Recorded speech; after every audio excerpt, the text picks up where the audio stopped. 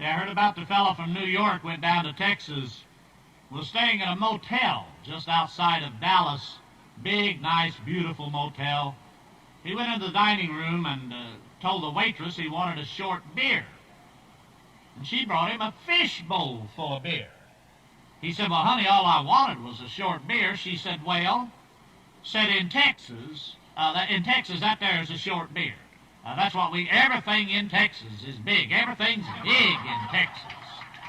So he drank his beer for about 20 minutes, called the waitress back and ordered a petite filet. She brought him a sizzling platter, had meat hanging over all four sides.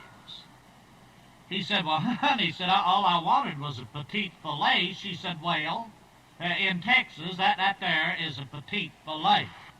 Because you see, in Texas, everything in Texas is big. See, Texas is a big state, and everything in Texas is big. And he'd been working on his beer for about an hour and a half. By now, his beer started working on him. He called the waitress back. He said, pardon me, ma'am. Said, where's the men's room? She said, well, you go all the way to the end of that hall, and you go in to the last door on the left.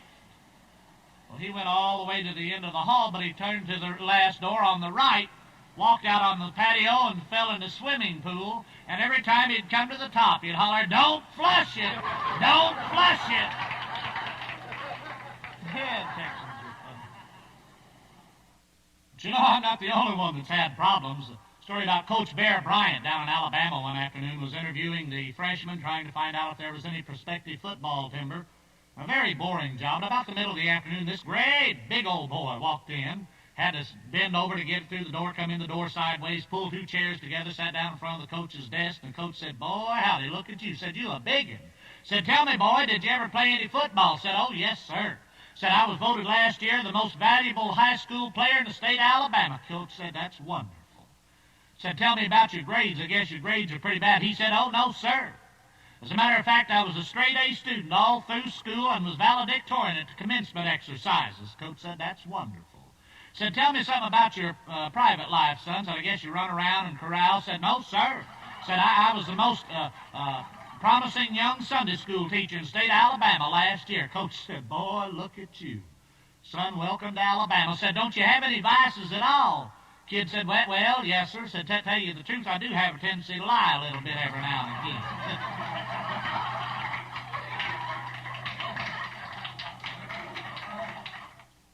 About the harlot that wanted to be a salesman. And he saw an ad in the newspaper for a salesman's school.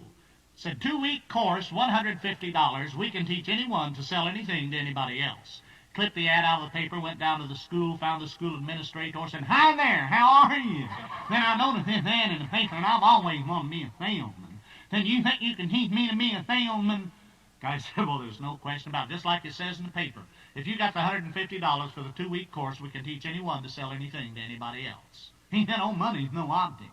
Took the 2-week course, came out with a great big diploma, had the gold seal on it, the ribbons, went down to the department store, found the personnel manager, said, hi there, said, y'all need any salesmen around here? Said, well, we're always on the lookout for a good salesman. Said, do you know where I can find one? Said, know where you can find one? Said, just read this. Showed him his diploma. So the guy figured, what the heck, hire the handicap, put the guy to work, give him a break. Put him to work in men's suits, and he was showing him the stock. He said, you see that blue and green plaid suit? Said, we've had that thing on the rack for 2 years. Said, if you can sell that, you're really a salesman. You notice down a little bit further is that purple polka dot suit. We've had that for 4 years. Said, if you can sell that, you're a super salesman. Down at the end of the rack is that candy stripe weave. Said, if you can move that piece of merchandise, you can just write your own ticket around here. Left the guy to his own devices. Came back about the middle of the afternoon. The hairlip was walking up and down between the rows of suits, just humming and happy. But the poor devil was cut, scratched, bruised, skin bleeding, one sleeve torn off, the seat chewed out of his pants. The manager said, what's going on here? He said, I'm in selling suit. He said, well, where's that blue and green plaid suit? Then I own it. Said, well, where's the purple polka dot suit? Then I own it too. Said, well, how about the candy stripe weave? He said, you I own all of them the same fella. He said, well, didn't he give you any argument at all? Said, no, sir, he didn't say too much. But that damn seeing eye dog of him like to tore me up. You know what I mean?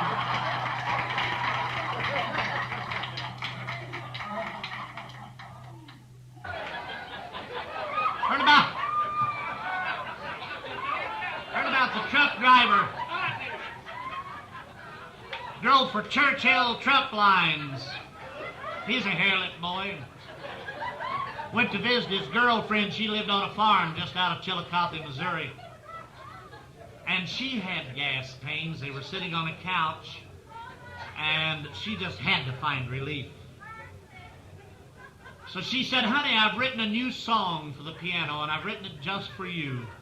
Said, I'd like to play this song just for you. Said, I've entitled this song, The Storm. He said, The Storm? Said, isn't that a little unusual for a title? She said, well, just let me play this song and see if you like it. She went over to the piano, played up and down the keys 3 or 4 times, and pow! Hit a double bid chord. Again, she played up and down the keys. Pow! Hit another double bid chord. And each time she did that, she'd break wind. Did it about 6 times. Finally, she found full relief. She turned around and said, well, honey, how did you like that song? He said, oh, you. Said, that there was a pretty song. Said, honey, tell me again, what did you name that song? She said, well, I've entitled that song, The Storm. He said, I'm damned if that ain't the most realistic piece of music I ever heard in my life. Sweetheart, do me a favor. Play that damn thing again, only this time leave out that part where the lightning strikes the outhouse. Would you do that? Oh, yeah. Oh. Heard about the truck driver drove for Red Star Express out of Auburn, New York. Picked up a lady hitchhiker. He said, my lands, don't you know you could be arrested for hitchhiking on an interstate? She said, yes. She said, I've been real nervous. He said, well, have you ever been picked up by the fuzz? She said, yeah, and it hurts like a son bitch, I'll tell you that. Yeah. About the driver for Eastern Freight Lines out of New York City was riding a subway in New York. He was sitting in a seat. This good-looking gal came on the subway, was holding on to a strap. She looked down at him and said, pardon me, sir. Said, but wouldn't you give a pregnant woman your seat? He jumped up. He said, why, certainly, madam, sit right down. Now, he's holding on to the strap. He looked down at her. He said, she's got a trim little figure. He said, pardon me, ma'am, but how long you been pregnant? She said, about 15 minutes, and I'm a tired son of a bitch. I'll say it that. Oh, yeah. All right. Oh, yeah. Incidentally, I mentioned earlier that my home state is Oklahoma. My hometown is Anadarko, Oklahoma, which incidentally is the American Indian capital of the world. And they're still having bad luck back home. I just got a letter from back home, said that our Uncle Augusta had passed on. He was kind of our family favorite uncle, always bringing us kids candy and gum and snuff and things that Oklahoma children enjoy. He was also our family famous uncle. Augusta had the longest white beard in Caddo County with a permanent wave in it that he developed one Saturday afternoon. He was out on the back porch washing out his beard, reached around for a towel and stuck his finger in a light socket. Curled his beard up. At the same time his hearing aid backfired, blowed out his shirt pocket, and he was getting government time signals from the gold filling in his tooth for about 8 months after that happened. So every time he'd kiss my Aunt May, he'd blow a light somewhere in the house. Got excited. One night, God blew every TV set in the block, but he died. He passed on from a water on the brain condition that he developed when he was just a child. Always wanted to be a pilot, wanted to fly. He got out one Sunday morning and Scotch taped 127 pigeons to his arms. And he got, what do they call that? Airborne. He got airborne. And one of them smart aleck boys stole a box of Hart's Mountain bird seed down in a stone quarry, mashed his head all up. They had to operate. They drilled a hole in the back of his head and slipped in a little release valve and hung a silver chain on it so he could reach back every 30, 45 minutes and pull that chain and release the pressure from the water on the brain condition he developed. And here last Thursday week, he was coming home from work there at the Dobbville Home for Wayward and Delinquent Girls there in Goatybo, Oklahoma. Got started down Sugar Creek Hill, got that chain caught in his bicycle clip and flushed himself to death before he could hit the bottom. Yeah, it it was a tragic thing to happen, but it did generate a little excitement, which is something we never did have a whole hell of a lot of around my hometown. Anadarko was so small as only open 3 days a week when I was growing up. As a matter of fact, the head of the mafia was a Polak. Sure. Our telephone directory only had one yellow page. The Masons and Knights of Columbus knowed one another's secret. Little old bitty town. For 27 years, Howard Johnson's special flavor of the week was vanilla. That'll turn me off. I'll tell you. We had an all-night diner. It used to close at 2:30 in the afternoon. Till I was 14 years old, for a fire truck, they used a big dog.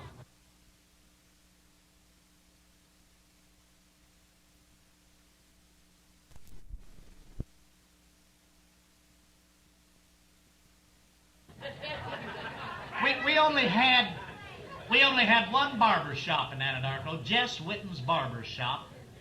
And Jess was the kind of a guy that would take a drink on special occasions. Like if the sun come up. Or if it went down, that was a dandy. He always got into the grapes when the sun went down. But Jess gave me my first haircut. He was also a cross-eyed fellow, which is not necessarily an asset to a barber to begin with. But Jess gave me my first haircut. He put a part in my hair from ear to ear. Until I was 14 years old, people kept coming up whispering in my nose. Now, that's hard. That's hard for a kid to grow up with. Yeah. Had a fella there named Diddy Oatmore. Had a jewelry store. Diddy used to sell hearing aids. As a matter of fact, Diddy Oatmore wore a hearing aid himself. He walked up to me one time and he said, "Hey, Gene," said, "you remember that old hearing aid I used to have where I had the receiver in my shirt pocket? How I was always turning that button trying to get more volume?" Said, "Boy, them days is gone forever." Said, "I've got me a new hearing aid now that's opened up a whole new world for me. I'm hearing things I've never heard before. And all those words now are coming in loud and clear. I paid $1,000 for this hearing aid wholesale, but I'd do a commercial for them people that made it, wouldn't charge them a dime. Why, I could hear a pin drop on the carpet in the next room." Yeah. I said, "My God, Diddy, what kind is it?" He said, "415. Diddy was kind of slow. Diddy Oatmore. Yeah. I'll never forget the time we moved to Tulsa, Oklahoma. A real red letter day in my life. And I'll never forget that golden moment. I stepped off the bus, walked out in front of the bus station, set my bags down. I said, "Well, here I am, big town, ready to take over now. Ready to move out into the mainstream of life. Take my place in the world. And throw off these shackles of bad luck that have been plaguing me all my life." But down some bastard stole my bags while I was standing there talking. Nothing ever went right. Got to going out to them wild parties, trying to show out how sophisticated I was. Never forget one night I was drinking champagne out of a girl's slipper and like to choke to death on a loose corn pan. Nothing ever went right. Oh, yeah, I remember my days back with Carolina Freight. We had a drunk drove for Carolina Freight. Well, remember one time he walked in a bar, walked up the waitress, he said, say, is my thing hanging out?" The waitress said, "No, your thing's not hanging out." He said, "Well, it ought to be. I'm peeing." Oh, yeah. Remember one time he was coming home, he was coming down a one-way street. Only he was going the wrong way. And he'd run a red light. The policeman pulled him over and said, "Fella, where are you going?" And he said, I don't know, but I must be late. Everybody's already started home." Policeman said, "Well, didn't you see those arrows?" He said, "Hell, I didn't even see any Indians." He said, well, didn't you see that red light back there? He said, hell, I didn't even see the cat house. So naturally, they arrested him, took him down to the station. He walked up to the sergeant and said, I demand to know what I'm in here for. The sergeant said, you're in here for drinking. Carolina driver said, wonderful. When do we start? The policeman said, I noticed you had a blowout on your car. He said, yeah, I run over something. He said, well, what'd you run over? He said, a milk bottle. He said, a milk bottle? Damn, didn't you see it? He said, no, this kid had it hidden under his coat. Drunks are funny, man. Drunks are cool. Remember one time he was going on walking down the railroad track. Saw an arm laying on one side of the railroad tracks. That looks like old Charlie's arm. Walked on about 10 yards. Saw a leg laying on the other side of the track. He said, my God, that looks like old Charlie's leg. Walked on about 15 yards. Saw a head laying there. Walked up and said, that down, Charlie, are you hurt? Drunks are cool, man. Yeah. Drunks know where it's at. I like stories about kids, too. Heard about the little boy who had a bottle of turpentine sitting on the curb. And he'd just shake that bottle and he'd look at the bubbles and he'd shake the bottle and he'd look at the bubbles. The priest walked by and said, son, what are you doing? The kid said, this here's turpentine. Said, this here's the most powerful liquid in the world. The priest said, oh no, son. The most powerful liquid in the world is holy water. You take 2 drops of holy water, rub it on a pregnant woman's stomach, she'll pass a baby boy. Kid said, that ain't nothing. Said, you take 2 drops of this here turpentine, rub it on a cat's butt, and pass a motorcycle. Kids are funny. Yeah. Kid came home, told his daddy, said, Daddy, I got an F in spelling today. His daddy said, what do you mean you got an F in spelling? Said, as hard as I've worked with you. Kid said, yes, sir, got an F. Said, well, why'd you get an F? He said, because I couldn't spell posse. Old man said, why, hell no, you couldn't spell it. You can't pronounce a damn thing.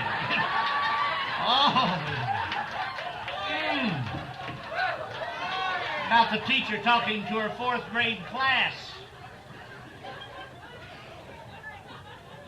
Sort of a slow, reticent child. A little bit backward. Of course, his father drove for Quinn Freight Lines out of Brockton, Mass., so that makes sense, you know. At any rate, the teacher was trying to bring the child into the mainstream of conversation. She asked him point blank, she said, son, who signed the Declaration of Independence? Kid said, I don't know and I don't give a damn. Teacher said, boy, I don't know where you've been going to school, but let me tell you way out in front, we don't allow that kind of language here. You get up right now and march home, and don't you come back without one of your parents. Kid came back that afternoon with his father, truck driver for Quinn Freight Lines. Truck driver walked up to the teacher and said, what seems to be the problem? She said, well, I'll just show you. She said, son, who signed the Declaration of Independence? Kid said, I told you this morning, I don't know and I don't give a damn. Said that his old man grabbed him by the shoulder and wheeled him around and said, look here, you little son of a bitch, if you sign that damn thing, you better own up to it now or I'll take it on yourself. Oh, yeah.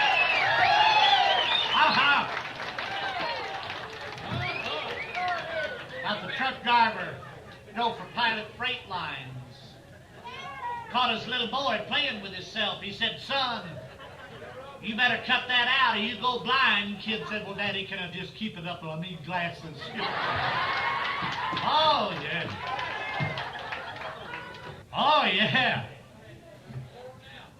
Story about the little boy going to Sunday school, had on his little red blazer, had a little blue necktie, wearing white pants, had his little doggie with him. This society matron stopped him, Said, my, what a cute little boy. Said, thank you, ma'am. Said, what a cute little red blazer. Said, thank you, ma'am. And what a pretty little blue necktie. Said, thank you, ma'am. And what a cute little puppy dog. Said, thank you, ma'am. Said, honey, what do you call your doggy? Said, I named him Porky.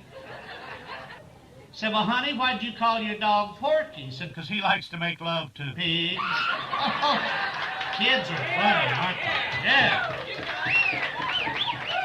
Yeah. About the two old maids sitting in the movie. One turned to the other and said, my God, this truck driver sitting next to me is playing with himself. Her friend said, well, let's move. She said, I can't. He's using my hand. Oh, they're funny. Them old maids are funny. Oh, yeah. Heard about the old prostitute retired after 50 years at the same house. Had amassed this huge fortune. Wanted to fulfill her lifelong dream, and that was to marry a man over 40 who was still a virgin. She sent out feelers all over the world. They finally found the guy down in Australia, 42 years old, never been to bed with a woman. She contacted him. He agreed to marry her. And on the wedding night, she went into the bathroom to put on her nightie. After about 15 minutes, she walked back into the motel room. The Australian was standing in the middle of the room, stark naked. Had taken the bed, the couch, the lamps, the chairs, the coffee table, the end tables, had stacked all the furniture up in one corner. She walked out and said, what in the hell's going on here? The Australian said, well, it's true love. I've never made love to a woman, but if it's anything like screwing a kangaroo, we're going to need all the damn space we can get. I can tell you that right now. You know. Oh.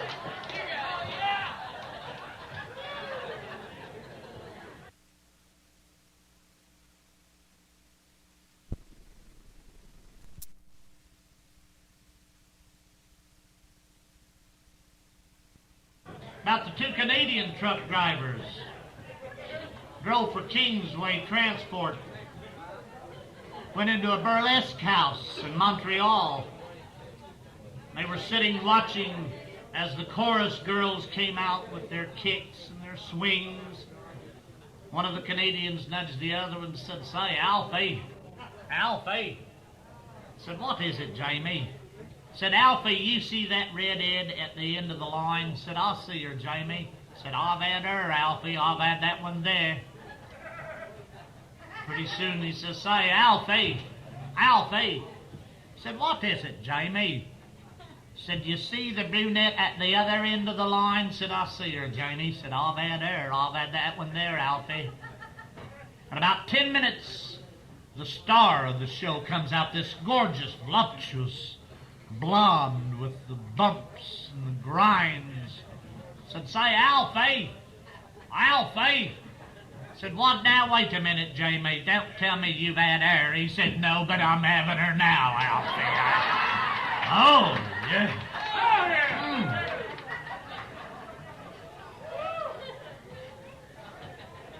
You know, growing up back in Oklahoma, I believe the worst thing that ever happened to me was when I was in junior high school. The only girl I could get a date with was from over at Verdon, Oklahoma, and her name was Bumedine Scleavage.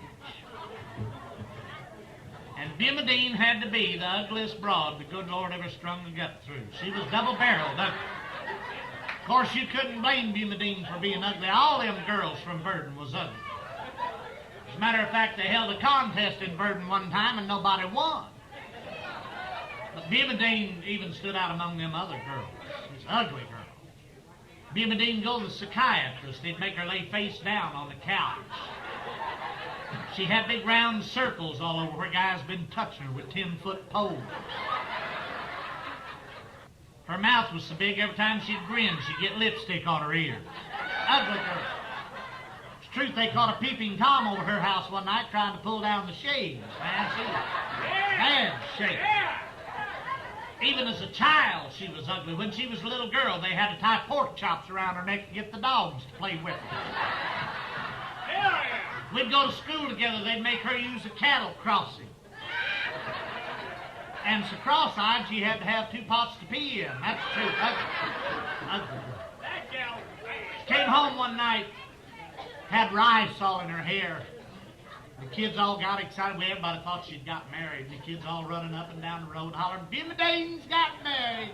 Bimadane's got married! Then we found out she hadn't got married. What happened, she had had lunch at a Chinese restaurant and the waiter threw up on her. She was that bad. See, Bimmadane finally got a job there at the doctor's office in Anadarko.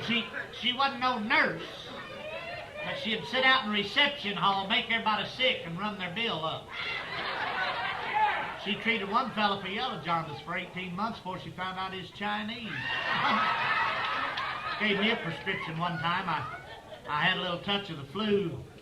She told me to go home, drink a cup of castor oil, and stay in bed for 2 days. Now, you can't do that. There's no way in hell you're going to get away with that, for sure. Oh, but those days are gone. I don't go with them ugly girls anymore. So I heard a story the other day about the truck driver for the Old Dominion Freight Line. During the Second World War, he was a #1 fighter pilot ace in the European theater of operations, had shot down more Germans than any other single pilot. And on Veterans Day, they were interviewing this truck driver. He happened to be a hair-lit boy. And the radio announcer said, let's see, I know that you were the #1 fighter pilot ace during the Second World War. He said, yeah, that's right. He said, well, let me ask you, I'm certain of the many experiences that you've had, one of them really stands out in your mind as being one of the most exciting moments you can remember. He said, yes, I certainly remember that incident. He said, well, could you tell us about it? He said, you damn right. He said, please, sir, we're on the air. Kind of watch your language. He said, well, see, here I was flying across the English Channel. And I looked out on my right wing and I seen 8 Fokkers out on my right wing. And I looked down on my left wing and I seen 6 Fokkers out on my left wing. The announcer said, now for the benefit of our listening audience, I think I'd better explain a Fokker was a German fighter plane. Isn't that correct? He said, you ain't kidding. These Fokkers is Messerschmitts. Oh,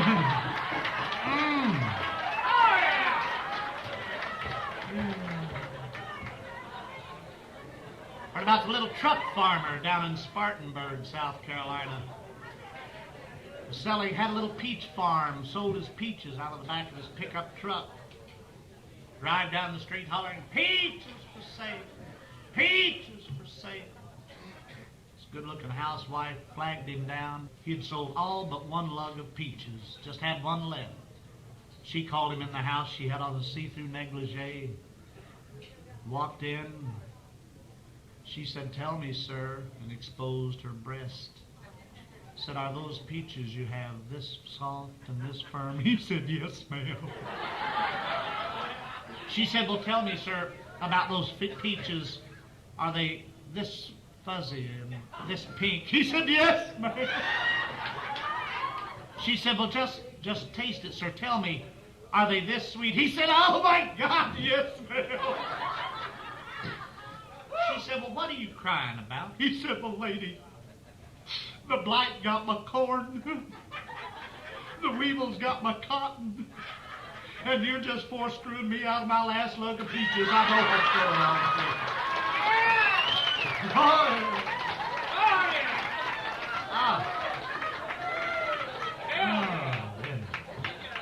What about the driver for Coles Express out of Bangor, Maine?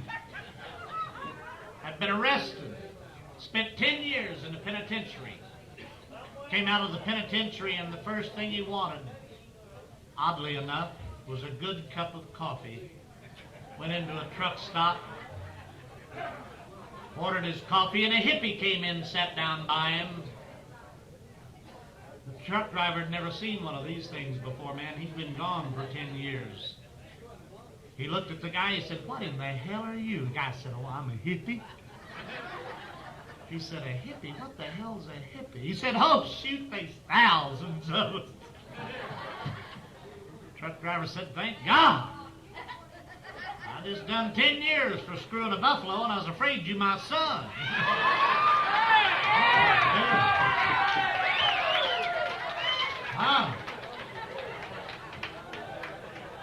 About the two dogs running across the cotton field, mid of July. Hot. Damn, it was hot. Sun beating down 98 degrees. And they was just a-running, chasing this third dog. Their tongues hanging out, they were panting. One of them looked at the other and said, "Ain't this a bitch?" The other dog said, "It damn sure better be, I'll tell you that."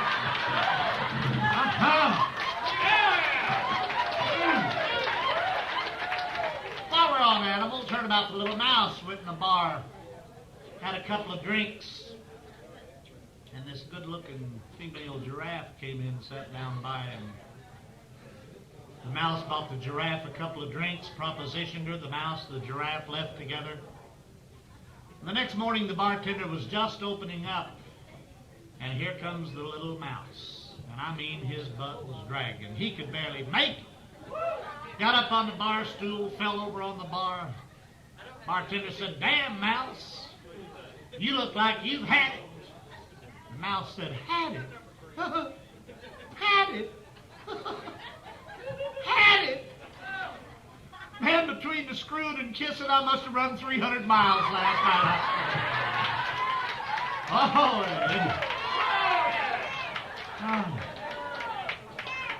About the lady who was selling the Avon products for the Avon Company. Working on the 87th floor of this apartment building in New York City. Avon calling. And she got between doors, and bless her heart, she got this terrible gas pain. Just had to find relief. Had to break wind. Looked at the end of the hall, there was an empty elevator. She dived in and hit the lobby button. The doors closed. The elevator started its descent. And she peeled one off. That'll bring tears to your eyes. I mean, it was curling the paint on the wall. She went searching through her Avon sample kit, found a little aerosol can of pine scent. Went hit it 5 or 6 licks. About that time, the elevator stopped. The doors opened. This little drunk got on. Again, the doors closed. The elevator started down. The drunk was standing there going, "Sir, what the hell is that I smell?" She's so proud of that Avon. She said, "Tell me, sir, what does it smell like?" He said, "It smells, damn, smell like somebody crapped his Christmas tree, don't it?" Oh, yeah.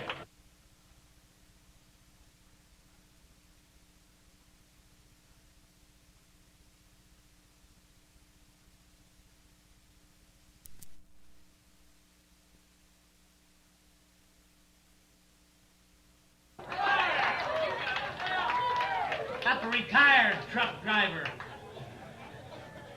Wanted to go into the chicken ranch business. Bought himself 22,000 hens. Waited for 2 months. He ain't got that first egg. Went down the road to a neighboring farmer. Said, "What am I doing wrong?" The farmer said, "Well, how many roosters do you have?" He said, "None." He said, "Well, that's your problem. You've got to get a rooster." I said, "Well, how do I go about that?" He said, "Well, I've got a rooster. Brewster the rooster. Most oversexed animal in the world." Said, "You get Brewster and your problems are over." So the guy bought Brewster, went back to his farm, threw Brewster over the fence into the hen pen. Before his claws hit the ground, Brewster went cock-a-doodle-doo, and them 22,000 hens lined up like an army regiment. Brewster was running up one row of hens and down their other one, servicing every hen as he went by. His farmer looked at him and said, "Brewster, you're going to kill yourself." Went into supper that night, just sat down to supper, and heard the damnedest noise you've ever... The squawking and bleating and hollering went out, and here was Brewster trying to rape the pig. Said, damn, Brewster, you're going to kill yourself. And all night long, the damnedest, weirdest noises from the barnyard. The next morning he woke up, it was quiet as a mausoleum. Went out to the barnyard. Here were all 22,000 hens lying on their side, their tongues hanging out, panting. Here was the pig, the cow, the goat, all had their butts backed up against the barn. They were scared to move. The cat's in the top of the tree and the dogs done run off. Brewster's no place in sight. Looks out in the field, he sees these three buzzards circling, coming a little lower each time. He went running out in the field, and sure enough, there's Brewster lying on his back, got his eyes closed, his claws curled up, but one tremendous smile on his face. The farmer said, damn it, Brewster, I tried to tell you was going to kill yourself. Said that. Brewster opened one eye, pointed up with his wings, said, shut up, damn it, they're about to land. Oh, yeah. Uh-huh. Oh, yeah. What about the driver for Braswell Motor Freight? Had a little boy, had the hiccups real bad. And the boy's mother called the doctor and said, what am I going to do? I can't stop my boy from hiccuping. I've tried to get him to count to 10. I put bags over his face, made him drink water, and he won't quit hiccuping. The doctor said, well, do you have a little piece of blue ribbon around the house? She said, I believe so. Doctor said, well, just take that little piece of blue ribbon and tie it on his things and it'll cure his hiccups. So she found a little piece of blue hair ribbon, tied it on his things. Sure enough, cured his hiccups. About 3 weeks later, her husband, this truck driver for Braswell, came home drunk. He was he was commode-hugging drunk. And he hit the sack and started hiccuping, shaking the whole house. His wife got up, found that little piece of blue hair ribbon, went over and tied it on his thing, slowed his hiccups down, but it didn't stop him. So she searched the house over, couldn't find another piece of blue hair ribbon. So she settled for a piece of red hair ribbon, tied that on his thing, and sure enough, it cured his hiccups. He woke up the next morning completely oblivious of the happenings of the night before. Went into the bathroom, standing in front of the commode, looked down, saw that red ribbon and the blue ribbon. He jumped back. He said, I don't know where we was last night, sport, but we sure as hell come in first and second, didn't we? I'll tell you that. Oh, yeah. Oh. About the girl who wanted a Mexican hairless dog for her birthday. And her boyfriend searched all over town trying to find her a Mexican hairless dog, and he couldn't find one. So he settled for a schnauzer. Took it to her, and she was so disappointed. She went to the drugstore, went up to the pharmacist, said, I want to buy a tube of Nair, a tube of that hair remover. Pharmacist said, well, yes, we have some, ma'am, but you're a pretty good customer. I think I better tell you, if you put that stuff on your legs, it will irritate the skin, and you wouldn't be able to wear hose for a couple of days. She said, oh, no. Said, I wasn't going to put it on my legs. He said, well, honey, if you put that stuff under your arms, you'd have to walk around with your arms raised up for a week. She said, oh, no. Said, I was going to put it on my schnauzer. He said, on your schnauzer? My God, lady, you wouldn't be able to ride that Honda for a month. Oh, yeah. Hey, let me ask you, have you ever paid any attention to the times we're living in, how we're living in changing times? That's a fact. Not really. Yes, really. Times are really changing. In my lifetime, for an example, the cotton industry has moved from the east to the west. A good portion of the cattle industry has moved from the west to the east. A lot of our good southern folk moving up north. Certainly you can tell we're being infiltrated by the Yankees coming down south. Today, for the first time in history, people of the Jewish faith are eating pork. Catholics practicing birth control. It's getting so bad in North Carolina, the Baptists have started to speak to one another in the liquor stores. Dramatic change. Every place you look, change. Women's lib. A classic example of changing times. Women's lib. Today, women are wanting to do away with cosmetics, wanting to do away with deodorants, wanting free access to abortions. Somehow you get the feeling if they get those first two, they won't have to worry a hell of a lot about the third one. That's my observation. Changing times. Women's lib. A guy asked me the other day, he said, Tracy, what do you think of this new women's lib movement where women are running around braless? I said, it tickles hell out of me. My mother-in-law tried it and it pulled all the wrinkles out of her face. Different stroke. Yeah. Changing. Anymore, a high school boy asks his girlfriend if she wants to go Dutch. She thinks that's a new position. Changing time. Did you realize that a recent national survey proves that there's more writing on the walls today in women's restrooms than there is in men's restrooms? That's a fact. Well, of course, it stands to reason they got both hands free. So that makes sense. And I think television is having a lot to do with the changing time. I'm not talking about television programming necessarily, though we all know that's bad enough. But have you paid any attention to the idiotic commercials you see on television today? For an example, there's one went off the air just a couple of years ago, thank God. You remember this? Here's a guy riding on a horse surrounded by 30,000 head of cattle, and he's asking you to come to where the flavor is. Now, does that make sense? And I know you've seen the Hertz commercial where the guy comes flying down out of the sky and lands in the convertible. There he goes, down I-85. He ever came down a little bit off center and landed one of those cars got a stick shift, you find out why they call it Hertz. That's the damn thing. Yeah. And there's one group of products that I wouldn't have in my home under any circumstances, and those are the vegetables grown and purveyed by the Jolly Green Giant. Now, don't get me wrong. I'm not suggesting that they're tainted. But I'll be very frank with you. The way that guy stands over that garden now, by God, that makes me nervous. You know, he's ho, ho, ho. There's a message in there somewhere. And certainly, television has had its effect on the youth of our community. We heard the other day about a woman who called her psychiatrist, said, what's wrong with my two little boys? Said their language is terrible. Their language is abominable. Psychiatrist said, well, let's get to the bottom of this. Said, how often do you spank the youngsters? She said, well, I wouldn't whip one of them for anything in the world.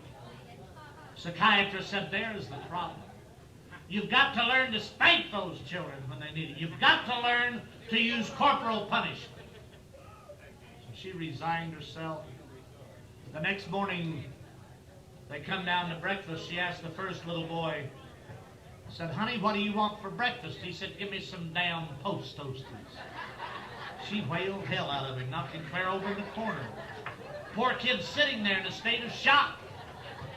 She turned to his brother and said, now, honey, what do you want for breakfast? He looked at his little brother sitting in the corner. He said, well, Mama, I ain't plumb made up my mind. But you can bet your ass it ain't gonna be none of them damn Post Toasters. I'll tell you that. You've been very kind and very generous with your attention. I appreciate it very much. Ladies and gentlemen, thank you.